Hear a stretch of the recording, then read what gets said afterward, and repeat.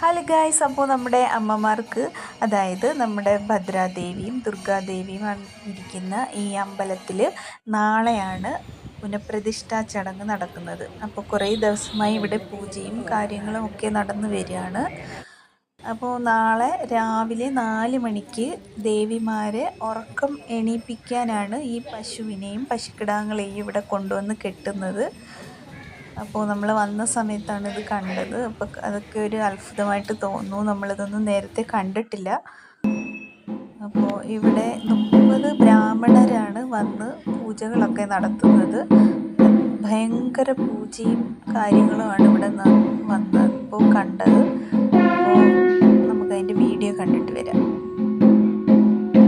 നാളെ രാവിലെ 4 മണിക്ക് ഈ പശുവിൻ്റെയും പശുക്കിടാങ്ങളുടെ കരച്ചിൽ കേട്ടാണ് ദേവിമാർ ഉറക്കമെണീക്കുന്നത്. ഇന്ന് ഞങ്ങൾ വന്നപ്പോൾ തന്നെ ഇവിടെ പുനഃപ്രതിഷ്ഠാ ചടങ്ങുകളൊക്കെ നടന്നുകൊണ്ടിരിക്കുകയാണ്. അപ്പോൾ നമുക്ക് അതിൻ്റെ ഭയങ്കര പൂജകളും കാര്യങ്ങളും ഒക്കെ കാണാൻ പറ്റി. അപ്പോൾ നമുക്ക് കണ്ടിട്ട് വരാം.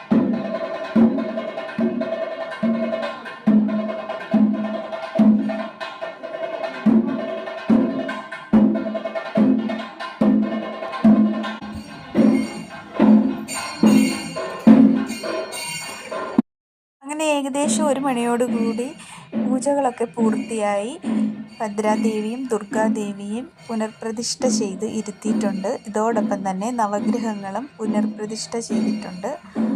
അപ്പോൾ നമ്മുടെ വീഡിയോ ഇത്രയേ ഉള്ളൂ, ഇവിടെ അവസാനിക്കുകയാണ്.